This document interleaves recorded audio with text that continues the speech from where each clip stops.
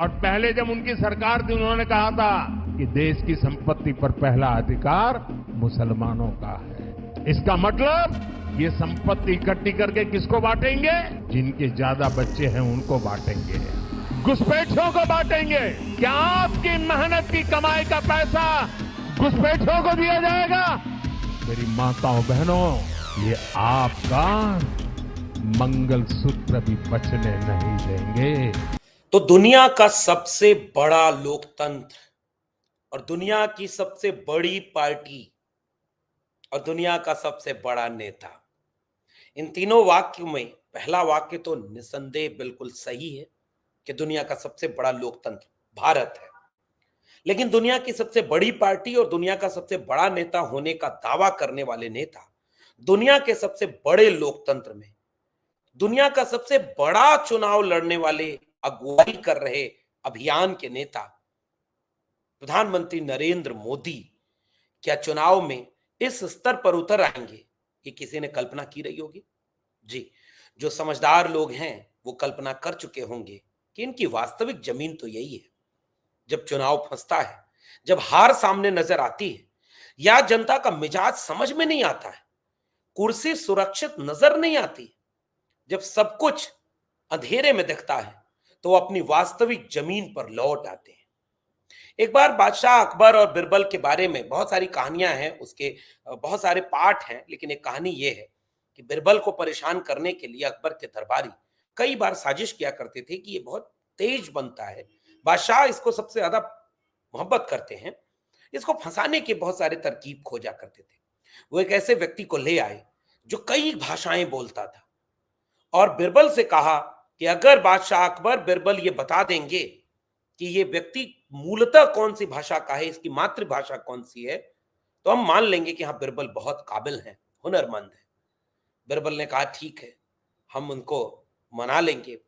तो जो कोई भी सवाल करें वो अलग अलग भाषाओं में उसी तेवर और उसी अभ्यास के साथ बोले, तो पकड़ना मुश्किल था कि उसकी मूल भाषा कौन सी है। फिर बिरबल ने एक काम किया, उसने कहा कि मुझे थोड़ा सा समय दीजिए। वो आदमी सोया हुआ था और गहरी नींद में सोया था। बिरबल ले जाकर एक बाल्टी पानी उसके ऊपर डाल आते हैं और चाक कर गुस्से में वो आदमी उसी भाषा में गाली देता है जो उसकी मातृभाषा होती है। बिरबल तुरंत बता देते हैं कि इसकी मातृभाषा ये है और ये व्यक्ति यहां का रहने वाला है। जब आदमी गुस्से में हो, जब आदमी परेशान हो, सामान्य न हो, तब वो अपने असली रूप में नजर आता है। कहानियां इस तरह की बहुत सारी मिल जाएंगी, अलग अलग उदाहरण से मिल जाएंगी, लेकिन असली बात समझ तो गए ही होंगे आप। जब आदमी परेशान होता है तो अपने मूल चरित्र पर लौट आता है। प्रधानमंत्री नरेंद्र मोदी और उनके लोग शायद पहले चरण के बाद ही और इतनी खामोशी से चल रहे इस चुनाव के आकलन से उन्हें यह फीडबैक दे चुके होंगे कि मान्यवर, हुजूर, हुजूर आला, लगता है कुर्सी सुरक्षित अब नहीं बचेगी। नारा भले 400 पार आपने दे दिया, भले राम मंदिर के नाम पर वोट भी मांग लिया, भले ही चुनाव आयोग को आपने इतना मैनेज कर रखा है कि वो चुनाव आयोग चुप है और चुपचाप सब कुछ होता हुआ देख रहा है, और खुलेआम भाजपा नरेंद्र मोदी राम के नाम पर, राम के मंदिर बनवाने के नाम पर, आस्था के नाम पर, धर्म के नाम पर वोट मांग रहे हैं, चुनावी रैलियां कर रहे हैं और वो चुपचाप बैठा हुआ है। ये सब कुछ करने के बाद वो दूसरी तरफ पूरे विपक्षी गठबंधन जो जिसका नाम है इंडिया गठबंधन, लेकिन उसे अपमानित करने के लिए उसी इंडी गठबंधन, घमंडिया गठबंधन कह रहे हैं, और उसी के नेताओं को तोड़कर अपने पार्टी में मिला लिया। तमाम नेताओं को जो कल कब विपक्षी थे उनको अपने में मिला लिया, फिर भी हार सामने दिख रही है। उन्होंने तमाम भ्रष्टाचारियों को अपनी बीजेपी पार्टी ज्वाइन करा दी और टिकट दे दिया, फिर भी हार सामने दिख रही हो। तमाम परिवारवादियों को जिन पर कल तक आरोप लगाते थे उनको बीजेपी ज्वाइन करा लिया, फिर भी हार सामने दिख रही हो, तो अपने मूल चरित्र पर लौट आते हैं। प्रधानमंत्री नरेंद्र मोदी मूल चरित्र है उनका, बीजेपी का मूल चरित्र है, आरएसएस का मूल चरित्र है हिंदू मुसलमान, ये उनका प्रिय विषय है। उनके लोग अब खुलेआम संविधान बदलने की बात कर रहे हैं, उनके लोग अब खुलेआम 400 पार लाकर मोदी जी को तानाशाही की तरफ ले जाने की कोशिश कर रहे हैं। सूरत में एक उदाहरण देख लिया आपने, कांग्रेस प्रत्याशी का पर्चा रद्द हुआ, एक और प्रत्याशी जिसको कांग्रेस मदद कर सकती थी, उसका पर्चा रद्द कराया गया। बहुजन समाज पार्टी के पर्चे को वापस करा लिया गया, दबाव डालकर, लालच देकर, जो कुछ करके। और बाकी कुल मिलाकर 14 प्रत्याशी थे, एक एक करके सबका पर्चा वापस हो गया और सूरत में बीजेपी का पहला एमपी चुनाव निर्विरोध जीत गया। ये नया देश है, स्वागत है आप सबका इस देश में। फिर भी प्रधानमंत्री नरेंद्र मोदी और बीजेपी आरएसएस अपने मूल मुद्दे पर लौट आई है, हिंदू मुसलमान करना।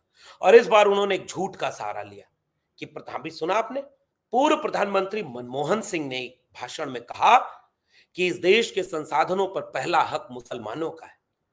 तो ये विपक्षी दलों के लोग संपत्ति का सर्वे करेंगे और संपत्ति को उन लोगों को बांट देंगे जो बहुत ज्यादा बच्चे पैदा करते हैं, जो घुसपैठिए हैं। मतलब समझ गए आप? ये सीधे सीधे हर मुसलमान के ऊपर प्रधानमंत्री नरेंद्र मोदी जैसा एक बड़ा कद्दावर नेता, देश का सबसे बड़ा पद पर बैठा नेता, खुलेआम इस देश में बराबर के नागरिक, संविधान द्वारा उतना ही अधिकार प्राप्त एक पूरे के पूरे समुदाय को, अल्पसंख्यकों में जो सबसे बड़ा समुदाय है, उस पूरे के पूरे समुदाय को घुसपैठिया कह रहे हैं, बच्चे पैदा करने वाला कह रहे हैं। और लोगों ने लिस्ट निकाल कर दे दी, चाहे वो खुद प्रधानमंत्री नरेंद्र मोदी हो, चाहे सुभाष चंद्र बोस हो, चाहे बड़े बड़े नेताओं के लिस्ट आपके सामने आ गई। पीवी नरसिम्हा राव से लेकर के तमाम हिंदू नेता जिनके कई बच्चे थे, आधे दर्जन से लेकर 1 दर्जन तक बच्चे। लेकिन देश के प्रधानमंत्री अपने ही देश के एक बराबर के नागरिक समुदाय को ये कह रहे हैं कि वो समुदाय वो है जो ज्यादा बच्चे पैदा कर। क्या यही है सबका साथ, सबका प्रयास, सबका विश्वास, सबका विकास? नहीं साहब, ये असली चरित्र है आरएसएस और बीजेपी का कि जब चुनाव में कुछ भी होता न दिखे तो उसे हिंदू मुसलमान कर दो। नहीं साहब, जबकि पूरा भाषण कुछ और है। I believe our collective priorities are clear. Agriculture, irrigation and water resources, health, education, critical investment in rural infrastructure, and the essential public investment needs of general infrastructure, along with programs for the uplift of scheduled castes, scheduled tribes, other backward classes, minorities, and women and children. The component plans for scheduled castes and scheduled tribes will need to be revitalized. We will have to devise innovative plans to ensure that minorities, particularly the Muslim minority, are empowered to share equitably in the fruits of development. They must have the first claim on our resources.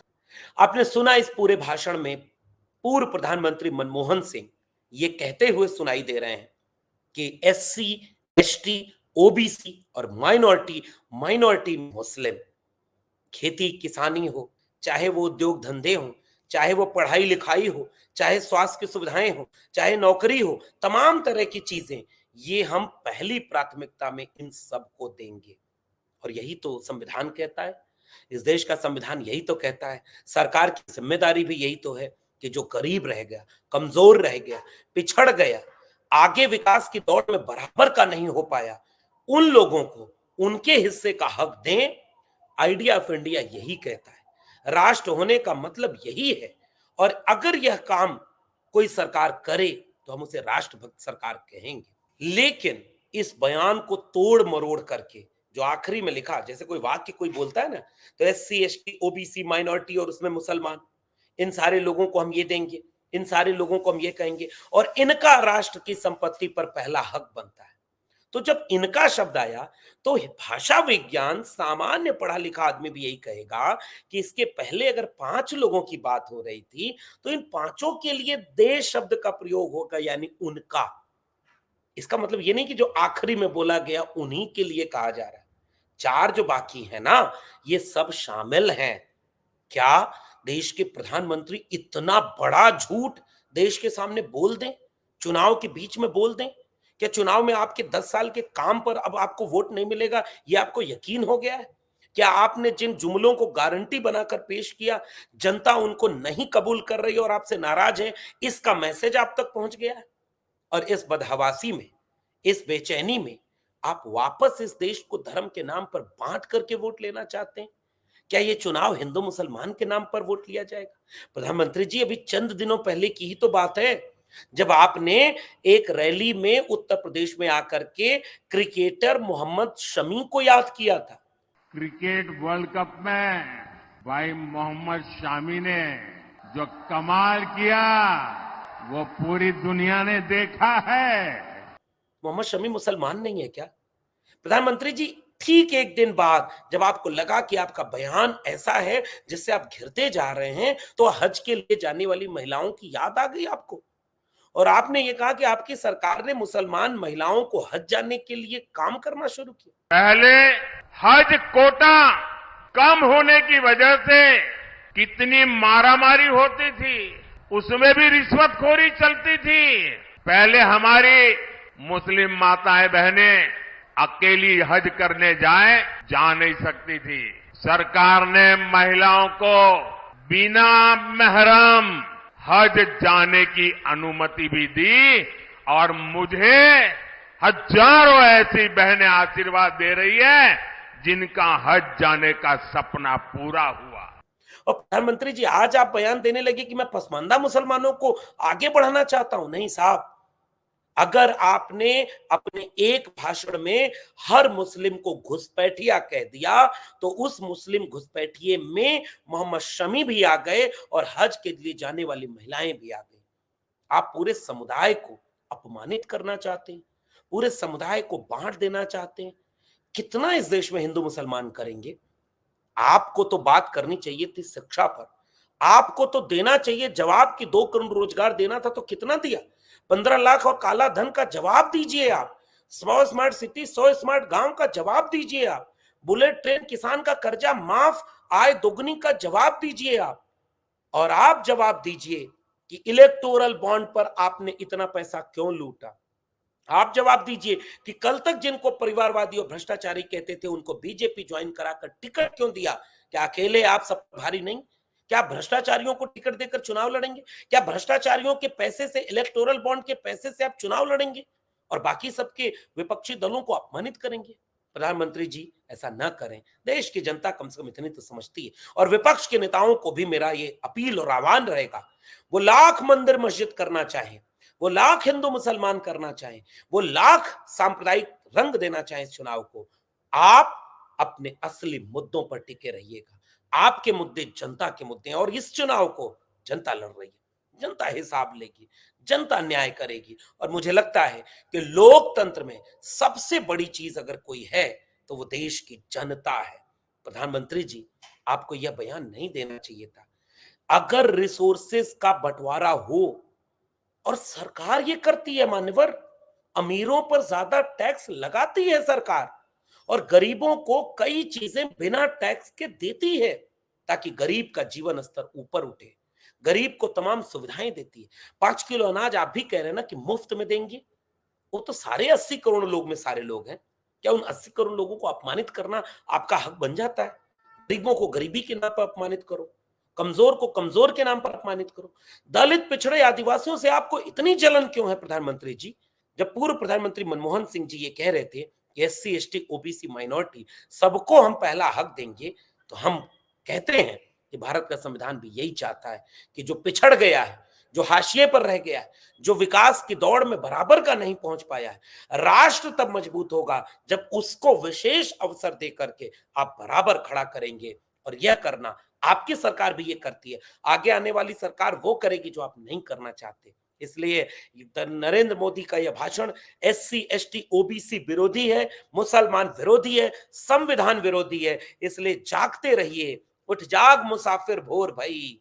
जनता के लोगों, मैं आपको एक ही वाक्य में सब कुछ कहना चाहता हूं कि उठ जाग मुसाफिर भोर भई, अब रैन कहां जो सोवत है, जो सोवत है वो खोवत है, जो जागत है सो पावत है। इसलिए अपने मुद्दे पर अड़े रहिएगा, किसी भटकावे में मत आइएगा, क्योंकि ये चुनाव जनता लड़ रही है और मुझे यकीन है कि 4 जून को जनता अपना फैसला सुनाएगी। तब तक वोट दें और वोट की हिफाजत करें। फिर मिलेंगे किसी और टिप्पणी के साथ, तब तक के लिए बहुत बहुत धन्यवाद।